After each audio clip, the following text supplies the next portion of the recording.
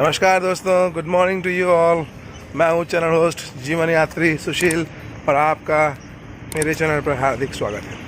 दोस्तों, इस समय मैं हूं नागपुर पर और सुबह के लगभग 6, सवा 6, साढ़े 6 बज रहे हैं और मैं कर रहा हूं मॉर्निंग वॉक।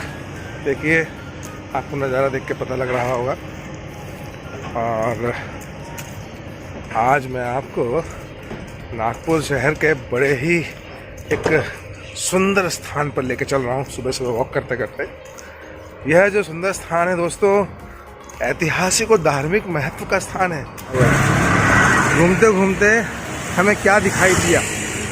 हमें दिखाई दी ये शानदार सी एक बिल्डिंग जो नागपुर मेट्रो का हेडक्वार्टर है, हेड ऑफिस है हम बोल सकते हैं, है ना। Metro Bhavan, Maharashtra metro corporation limited, Mahametro, Maza metro, Nagpur metro का हेडक्वार्टर। बहुत ही शानदार बिल्डिंग और यह वह ऐतिहासिक और धार्मिक महत्व का स्थान है नागपुर शहर पे, जहाँ मैं आपको लेके आया हूँ। आप देखिए, ये देखिए। और इस खूबसूरत ऐतिहासिक और धार्मिक महत्व के स्थान को कहते हैं दीक्षा भूमि।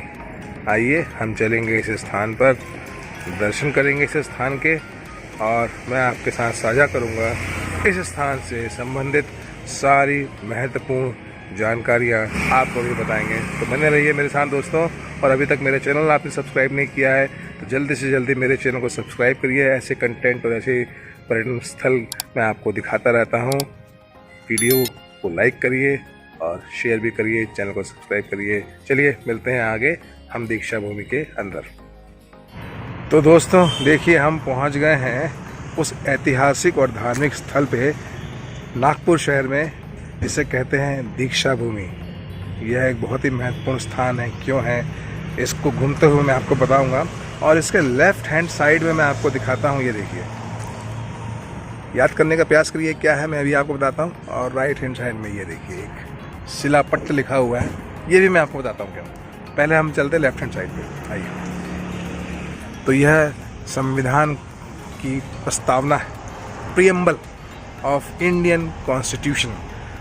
इसमें पूरा संविधान का निचोड़ है। The people of India having solemnly resolved to constitute its sovereign socialist secular democratic republic and to secure to all its citizens justice, liberty, equality, fraternity। ये सारी चीज़ें इसमें निहित हैं, है ना। तो ये है हमारे संविधान की प्रस्तावना। इसका प्रीएम्बल यहाँ पे डिस्प्ले किया गया दीक्षा भूमि में। तो दोस्तों, ये है दीक्षा भूमि, नागपुर शहर स्थित। आइए चलें। दोस्तों, ये है बाबा साहब अम्बेडकर स्मारक समिति का कार्यालय, ऑफिस। 1957 में इसकी स्थापना बताई जाती है। मैं आपको राइट हैंड साइड में इस स्थान पे लेके जा रहा हूँ, जहाँ परम पूज्य डॉक्टर बाबा साहब अम्बेडकर द्वारा जब 14 अक्टूबर 1956, है ना, 14 अक्टूबर 1956 को जब धर्म दीक्षा ली गई, तो उन्होंने 22 प्रतिज्ञाएं जो की थी वो लिखी हुई हैं यहाँ पर, 22 प्रतिज्ञाएं। तो जो बौद्ध धर्म के अनुयायी हैं, जो बाबा साहब को फॉलो करते हैं, है ना, वो इन प्रतिज्ञाओं का उनके लिए बहुत ही महत्व है। और ये एक ट्रायंगुलर शेप में बना हुआ मॉन्यूमेंट है, जिसमें लिखी हुई हैं प्रतिज्ञाएं, 22 प्रतिज्ञाएं। हिंदी में प्रतिज्ञा लिखी हुई है और एक साइड में, दूसरे साइड में आपको यही प्रतिज्ञाएं जो हैं मराठी भाषा में लिखी हुई दिखाई देंगी। ऊपर में एक आप देख रहे हैं अशोक चक्र बना हुआ है, साथ में हाथ का निशान है, शांति का प्रतीक यह बता रहा है, साधना का प्रतीक भी हो सकता है। तो और नीचे में भी अशोक चक्र के स्तंभ छोटे बने हुए, बहुत ही अच्छी स्मारक को रूप दिया गया है। आइए आगे चलते हैं आगे। ये देखिएगा, तो ये मराठी वाली साइड आपने देखी। अब यही 22 प्रतिज्ञाएं इंग्लिश लैंग्वेज में है। तो कुल मिलाकर के कोई भी व्यक्ति जो नहीं जानता है हिंदी या मराठी को, वो इंग्लिश को पढ़ करके इन 22 प्रतिज्ञाओं को समझ सकता है, जान सकता है। अब चलिए आगे हम चलते हैं। तो दोस्तों देखिए, यह ऐतिहासिक बोधि वृक्ष है दीक्षा भूमि के प्रांगण में। ये देखिए कितना विशाल बोधि वृक्ष है। तो आइए इसकी परिक्रमा करते हैं और इसके बारे में हम लोग जानते हैं। तो दोस्तों यह एक बोधि वृक्ष है और यह बहुत ही ऐतिहासिक बोधि वृक्ष है। यह बौद्ध धर्म के एक अनूठे केंद्र, एक प्रसिद्ध केंद्र श्रीलंका देश से लाया गया है। दोस्तों यह बोधि वृक्ष श्रीलंका देश के अनुराधापुरा से लाया गया हुआ है और यह जो बोधि वृक्ष है ये एक अंजीर का पवित्र पेड़ है। और इस अंजीर के बोधि वृक्ष को श्रीलंका से भदंत, आनंद, कौशल्यायन बुद्ध के ये ज्ञानोदय के स्मारक के रूप में इन शाखाओं को श्रीलंका से इन्होंने इस पेड़ को लेकर के आया, इन पेड़ की शाखाओं को, और यहाँ पर इस पेड़ को लगाया गया। तो ये 3 लोग इस अंजीर के पेड़ को दोस्तों लेकर के आए थे और इसको यहाँ पर फिर लगाया गया और आज यह पेड़ इस विशाल रूप में हमारे सामने है। और फिलहाल चूँकि पतझड़ का मौसम है साथियों, इसलिए इसकी पत्तियाँ गिर चुकी हैं, अन्यथा ये बहुत ही हरा भरा और शांति देने वाला वृक्ष है। इसके नीचे बैठना एक अनुपम अनुभूति और एक अलौकिक आनंद आपको देगा। चलिए आगे चलते हैं। जी हाँ, देखिए लेफ्ट हैंड साइड हम जाएंगे। यहाँ पर 2 प्रतिमाएं हैं। पहली प्रतिमा भगवान बुद्ध की है और इसी के बगल में बाबा साहेब डॉक्टर भीमराव अंबेडकर जी की भी प्रतिमा है। तो दोस्तों यह है इसका मुख्य प्रवेश द्वार। आप देखिएगा प्रवेश द्वार जो है सांची का जो स्तूप है विदिशा के पास सांची में, उससे इसको प्रेरित दिखता है, उससे प्रेरणा लेकर के बनाया गया है। स्तूप का आकार भी लगभग वही जो बौद्ध विहारों में स्तूप हुआ करते थे उनसे प्रेरित है। इसकी वास्तुकला स्तूप की वास्तुकला है। आगे चलते हैं हम अंदर में और दीक्षा भूमि घूमते हैं, स्तूप के अंदर प्रवेश करेंगे और देखेंगे अंदर क्या क्या है। आइए चलते हैं।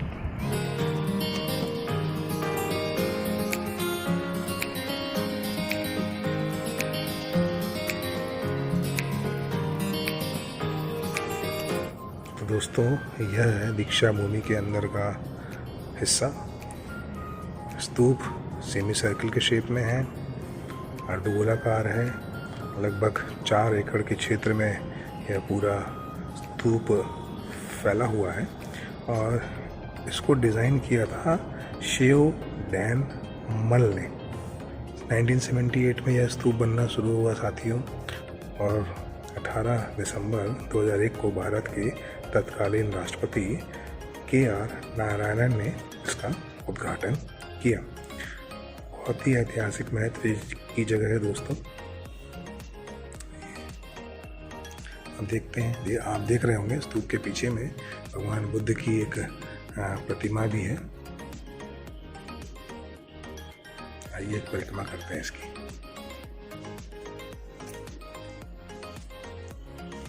वुडन रेप्लिका ऑफ दीक्षा भूमि। तो ये बर्मा थाईलैंड की तरफ से दिया गया है बौद्ध प्रतीक। ये संसद की प्रतिमा और देखिएगा अशोक चक्र है।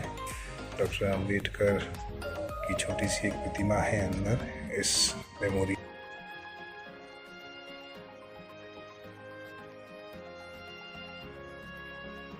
तो दोस्तों ये देखिए कितनी शांति है, इसलिए भी मैं धीरे धीरे बात कर रहा हूँ। सुबह का समय है, कोई भी नहीं है दीक्षा भूमि के अंदर। यहाँ पर बाबा साहेब से संबंधित एक चित्र प्रदर्शनी है। आइए आपको चित्र प्रदर्शनी दिखाते हैं और कुछ बातें करते हैं। ये देखिएगा साथियों, तो यह वह स्थान है जहाँ बाबा साहेब अम्बेडकर ने 14 अक्टूबर 1956 को अशोक विजयदशमी के दिन नवायना बौद्ध धर्म की दीक्षा ली थी। उन्होंने हिंदू धर्म को त्याग कर बौद्ध धर्म अपना लिया था और उसके ठीक अगले दिन उनके साथ लगभग 5 लाख अनुयायियों ने भी बौद्ध धर्म की दीक्षा ली थी।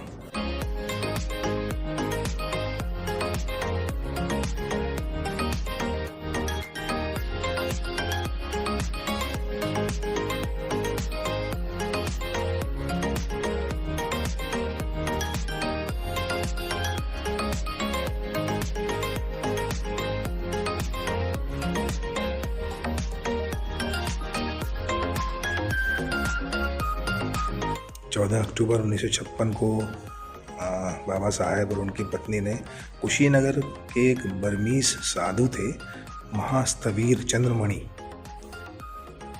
है ना, उनसे त्रिरत्न और पंच उपदेशों की शपथ ली और कई अनुयायियों के साथ उन्होंने बौद्ध धर्म को अपना लिया था इसी स्थान पर।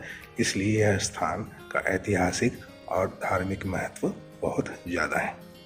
तो दोस्तों, आइए हम भी अब थोड़ी देर बैठें और साधना करें।